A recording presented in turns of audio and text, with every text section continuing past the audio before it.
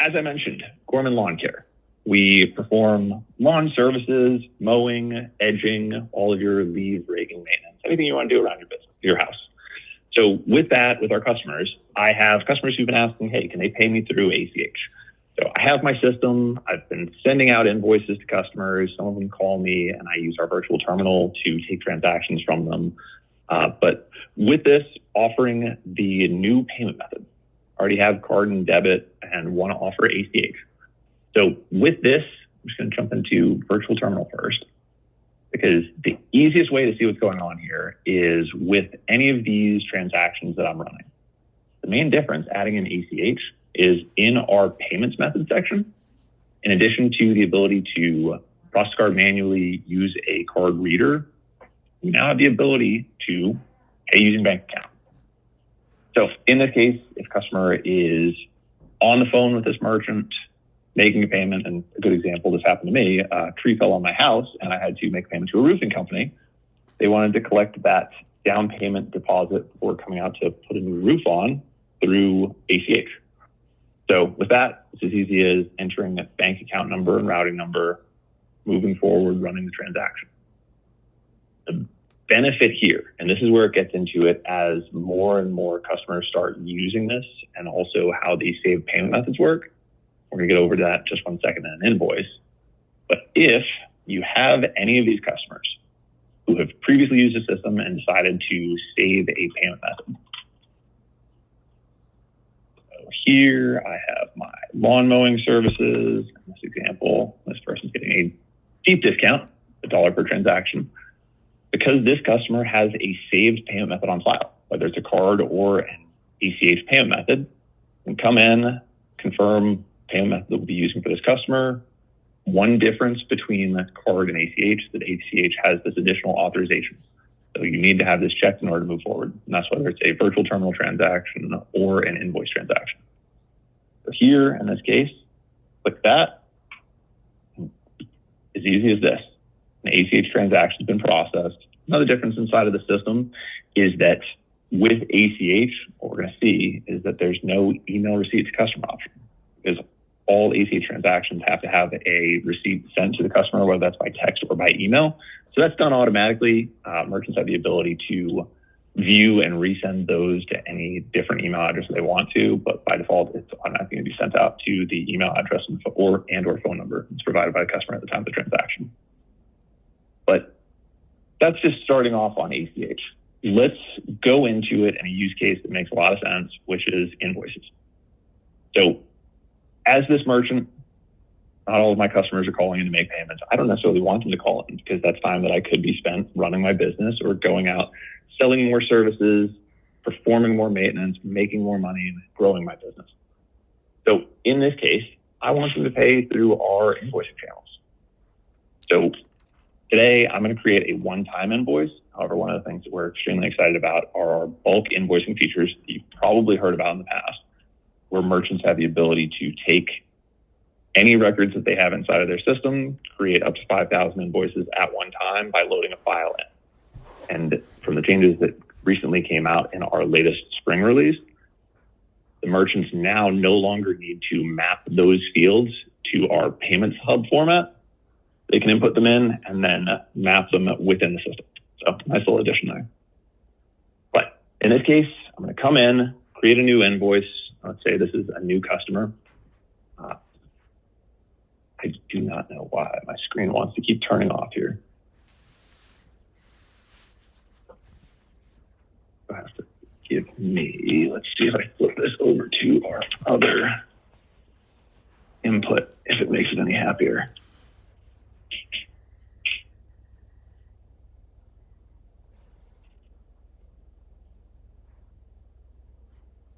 Okay, so in this case, creating this one-time invoice, we're going to send this to Greg Norman. As we come down, this is our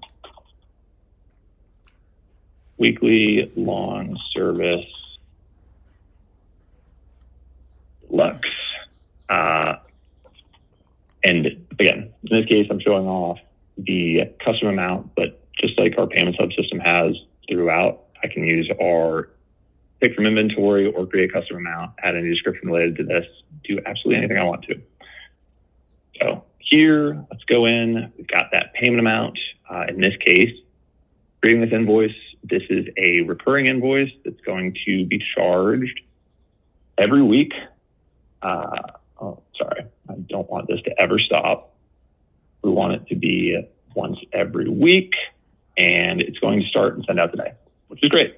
So we'll send this to the customer and invoice. Just like that, we've got this new invoice set up that's going to go out to this customer, be charged on a weekly basis. Well, not necessarily be charged yet. It's going to invoice that customer. So here, come over, drag this screen. So as this customer, I just got an email and text message that said, hey, Greg, Gorman Lawn Care set you up with this recurring invoice. Time for you to pay them. The first one's due today, tax day, April 15th, 2025. So all I need to do, I'll click on this as this customer. I have the option to pay by credit card, or if I want to make a payment by invoice or by bank account, click pay by bank account. I'm going to pause my screen for 1 second here as I enter in some details. And what will show, bank account routing number, not necessarily proprietary. They're 9 digits. All banks have them. But what I want to show before we move forward is this authorization language. As you can see, this is different than what we looked at on the virtual terminal. So in this case, because it's a recurring transaction, authorization language is a little bit longer and saying that I own the account, I am certifying that I have the authority to transact, and I'm making the authorization for this transaction. So with this, because it's recurring, some additional language around how to revoke that, working with the merchant and the customer. And then as we have inside of this, I have the ability to save this payment method for future payments. So we'll pause here. I'm going to enter in and agree to the authorization and process this transaction. So here we go. Just like that, click the authorization, I move forward, made the payment. And as easy as that, we can see a confirmation receipt has been sent to my email address, some details around this individual invoice, how it's been paid. Because I've saved this payment method, I don't have to do anything else moving forward. So as a customer, I'm happy because once a week when someone comes around, mows my lawn, makes it look absolutely beautiful around here, my ACH payment method is going to be charged, and I'll get the invoice notification for that. And as a merchant, I'm extremely happy because if I look inside of Payments Hub, I can see this customer has paid me and they're going to continue to pay me on this regular basis without me having to reach out to them or do absolutely anything. So one of the other benefits here, go back over to Payments Hub, and I need to log out and log back in.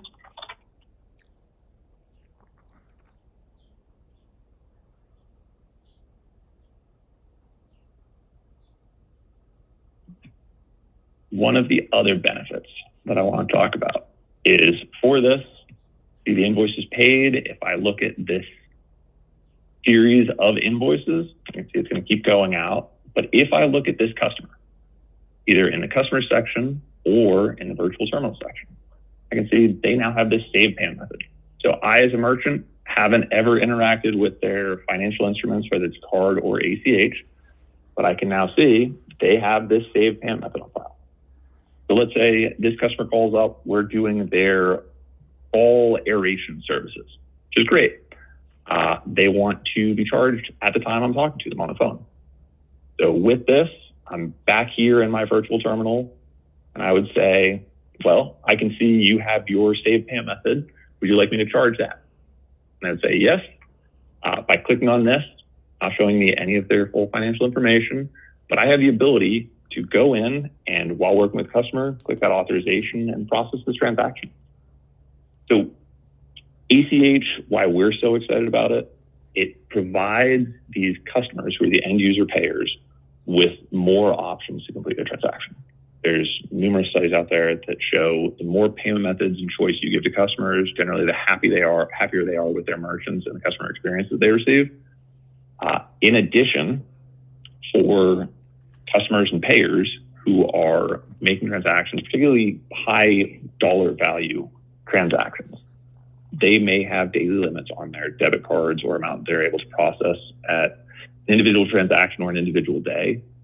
One example that we've worked with that I really enjoy, there's a company who creates jerseys, t-shirts, and general apparel for youth sports teams. And when they create these for an entire league, they could have invoices that are $10,000 to $12,000. Previously, they had issues because the people running these groups and the teams had debit cards that had certain limits, and they couldn't process that full transaction over a single day. But that debit card is linked to this ACH bank account. They can go in, get the invoice, and make that payment in a single click. Just like that, the merchant's happy, the person making the payment doesn't have to worry about the remaining balance on the invoice, and everything else there. So we're excited about ACH, not because of how it changes customer behavior, but how it unlocks the behavior of additional customers who may not be using the systems or making payments to these merchants. From here, where I'd like to jump over to, inside of our dashboard section. So as a merchant is processing transactions with their dashboard and the transaction volume, they'll be able to see breakdown by payment method. Visa, MasterCard, Discover, as well as checking account and savings account. And then in the payment method breakdown, they'll be able to see the same when they look at their sales activity. So with this, let's look at this month. We're able to see all the activity, what's going on for that merchant, but then particularly to ACH and pay by bank transactions. With this, everything is aggregated under that bank account transaction, and they're able to see how are their customers interacting with the system? Are those payments through key transactions on virtual terminal? Are they coming through bank account transactions? And then on the right-hand side, what's the breakdown by payment method?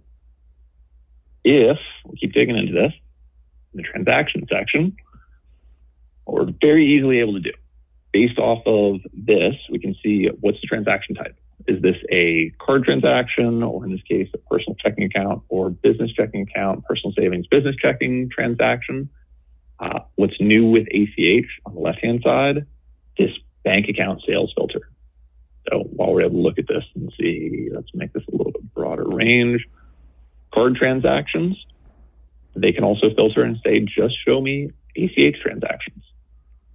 With any of these ACH transactions, just like what they have today, if they click into an individual row, what they're able to see, the additional details associated with this, how it was processed, when it was processed, what it was for, the ability to resend the receipt or print the receipt.